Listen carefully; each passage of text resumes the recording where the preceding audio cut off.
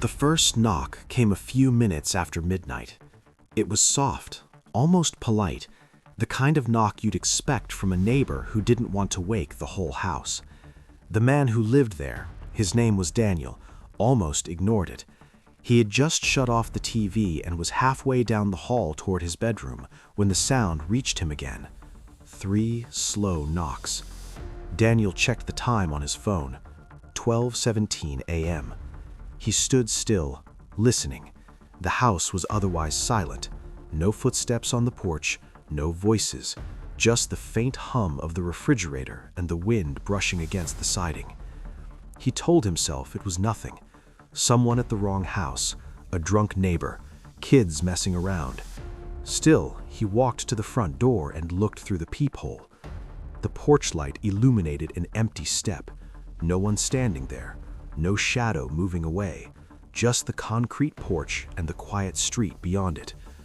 Daniel opened the door anyway, stepping outside and looking up and down the block. Every house was dark, no cars moving, no one in sight. He went back inside, locked the door, and went to bed. The next night, the knock came again. Same time, 12:17 a.m. This time it was louder, more deliberate. Daniel sat up in bed, his heart already racing before he was fully awake. He waited, hoping it wouldn't happen again. 3 knocks, slow, evenly spaced. He didn't check the peephole this time. He didn't want to. Instead, he stood on the other side of the door and listened. Nothing. No footsteps leaving, no breathing, no sound at all. He shouted through the door, asking who it was. His voice echoed back at him from the empty porch. When he finally worked up the nerve to look outside, the porch was empty again. By the 3rd night, Daniel didn't sleep at all. He sat on the couch with the lights off, watching the front door, waiting. When the clock on the microwave switched from 12:16 to 12:17, the knock came immediately, as if whoever was out there had been watching the time. This time, Daniel didn't move. The knock came again and again. Not harder, just persistent, patient. After nearly a full minute, it stopped. The next morning, Daniel found something taped to his front door. It was a missing person flyer. The paper looked old, faded around the edges like it had been printed years ago. At the top was a grainy photo of a man in his late 30s, dark hair, tired eyes. Underneath it read, "Missing, Thomas Keller. Last seen, April 14th, 2012. If found, please contact local authorities." Daniel stared at the photo longer than he should have. Something about the man's face bothered him, though he couldn't place why. He assumed it was just the timing, the stress of the past few nights. He threw the flyer away. That night, the knocking returned. This time, when Daniel checked the peephole, someone was standing there. A man, facing the door, close enough that Daniel could see the wrinkles in his jacket. His head was tilted slightly downward, as if he were looking at the doormat. Daniel's mouth went dry. He didn't open the door. He didn't speak. After several seconds, the man lifted his head and looked directly into the peephole. His eyes were wrong. Not glowing or inhuman, just hollow, empty in a way that made Daniel feel like he was being looked through instead of at. The man smiled faintly.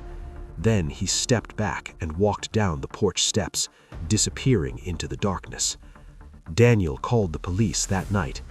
They arrived within 20 minutes, searched the area, and found nothing. When Daniel mentioned the missing person flyer, one of the officers paused. He asked Daniel where he had found it. When Daniel told him it had been taped to his door, the officer exchanged a look with his partner. They pulled up a photo on their phone. It was the same man. The officer explained that Thomas Keller had gone missing over a decade earlier. His case had gone cold. No body, no witnesses, just a last known address. The officer looked up at Daniel and asked him how long he had been in the house. Daniel told him, almost automatically, 12 years. The knocking grew worse after that.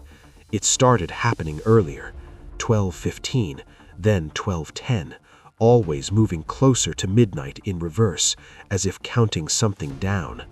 Sometimes the man spoke from the other side of the door, not shouting, not pleading, just calm, conversational words, like he was continuing a discussion they'd started years ago. "You didn't mean to," the voice said one night. Another night, "You said you'd call for help." Daniel never responded. He couldn't, because the memories were coming back now. Memories he had buried so deeply that he'd convinced himself they weren't real. The argument, the drinking, the shove that was meant to scare, not hurt. The way Thomas had fallen backwards down the basement steps and stopped moving. Daniel had panicked. He had cleaned. He had buried the truth along with the body beneath the concrete floor. Sold the house months later. Moved on. Or so he thought. The knocking reached midnight again on the final night. This time, it wasn't just the front door. There was a knock at the back door, then another at the basement door, all at once. When the police arrived the next morning, called by neighbors who reported the noise, they found Daniel sitting in the living room, unresponsive, staring at the front door. The doors were all still locked from the inside. No signs of forced entry. Just one new flyer taped neatly to the door from the inside. It read, "Found."